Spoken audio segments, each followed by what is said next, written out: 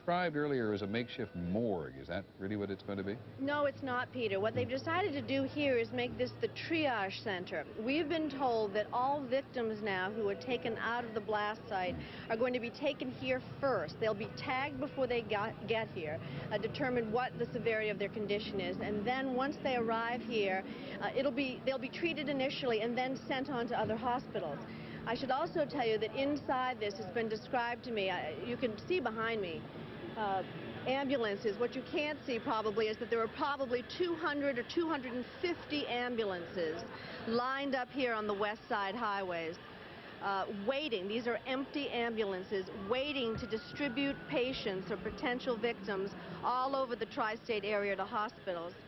Peter, inside, it's been described, we got a look inside earlier, it really looks like a MASH unit. It's 50 operating suites set up, hundreds of doctors and nurses here to treat the wounded.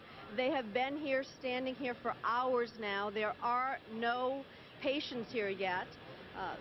The latest estimate is that there won't be any people here for several more hours. What we're told is, and I was just listening to John Miller, part of the problem initially was that when the first rescue workers went in, and we've talked to some of them who have, some of the second wave of rescue workers, the first wave of rescue workers who went in were trapped, many of them killed by the second blast. And so when the second workers came out, many of whom are now here, they wouldn't allow anyone back in the area, which is why there aren't any patients here at the moment. Well, Cynthia, let me just go a little farther with that. You say 250 ambulances standing around waiting to pull people out. You'd be talking about pulling people out of the rubble at this point.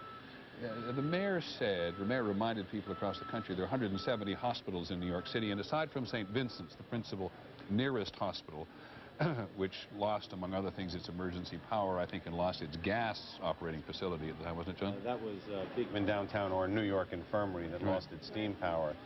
St. Vincent's then actually had to bear the brunt of this. And so people have gone directly to hospital. I don't quite understand, Cynthia, who's going to come to Chelsea Piers until they begin to rescue people, hopefully, from the rubble itself.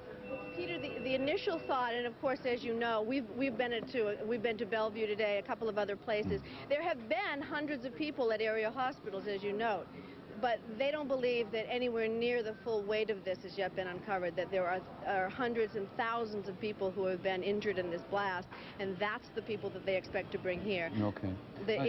St. Vincent's is saturated at this point. They're intending, now whether this happens, but the emergency medical services that's running this medical operation intends to bring no more patients directly to hospitals. They will all be brought here first for medical attention and for triage out to other hospitals.